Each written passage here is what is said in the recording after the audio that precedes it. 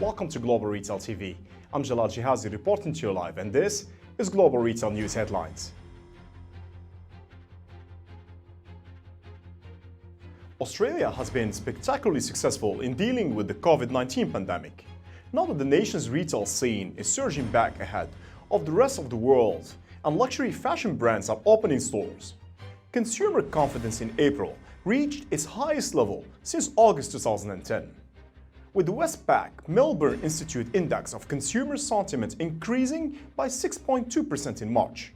The Australian luxury sector, while still relatively small globally, has had a buoyant run amid country's commodity boom and its perception as a top travel destination for Chinese travelers.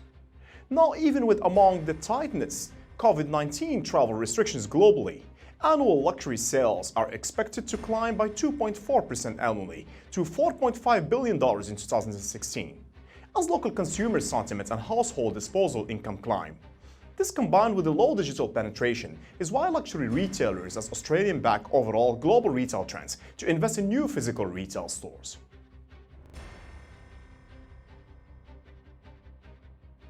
Mall owner Washington Prime Group filed for Chapter 11 bankruptcy protection late Sunday, citing the COVID-19 pandemic for making the move necessary.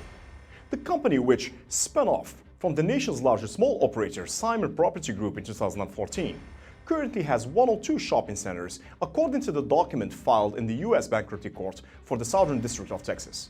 Washington Prime is a based Columbus, Ohio company. In announcing its bankruptcy filing, the company says it secures $100 million debtor-in-possession financing from the consenting creditors to support the day-to-day operations during the Chapter 11 process and ensure that all business operations continue in an orderly way without any interruption.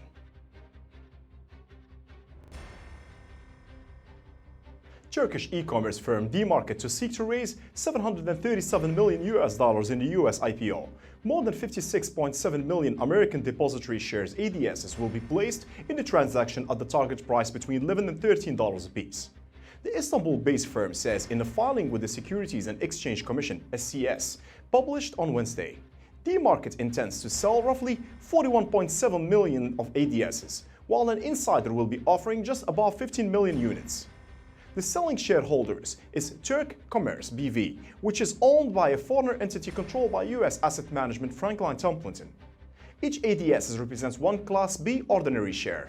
The has also granted underwriters a 30-day option to sell 8.5 million more units to cover all the allotments. Levi's Turkey is the latest to implement technology that promises to reduce the rate of returns. Having recently integrated MySize artificial intelligence-driven size tech solution after a successful trial run.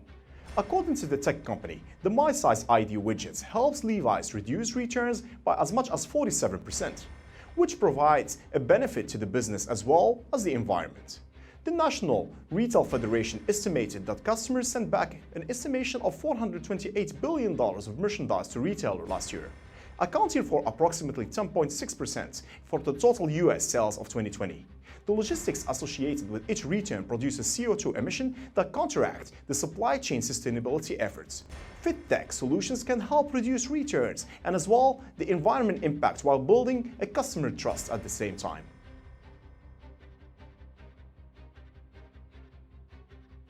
With Hong Kong's economic recovery gathering pace and domestic consumption improving, retail landlords have started mulling rent increases for the first time since the correction started 2 years ago in the wake of the social unrest.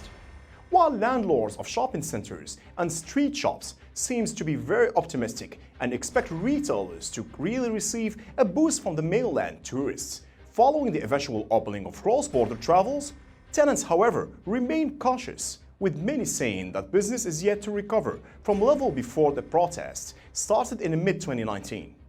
Market observer, however, expects only a nominal increase in rent, nothing that a shop-to-rent concession by landlord is a good indication rent might really go up.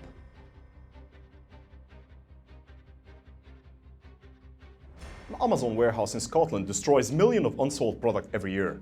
An investigation from the British news outlet ITV found. ITV filmed undercover footage inside Amazon warehouse in Dunfermline, Scotland. The line footage shows laptop, TVs, jewelry, headphones, books, and face masks being located in crates masks destroyed. An anonymous former Amazon employee told ITV that workers at the warehouse were given a weekly target of 130,000 items to destroy. This was corroborated by an internal memo viewed by ITV, which showed that during 1 week in April, 124,000 items were marked destroyed. Ladies and gentlemen, thank you for watching Global Retail News. Don't forget to subscribe to our YouTube channel for more retail topics. Be safe, and I will see you next week.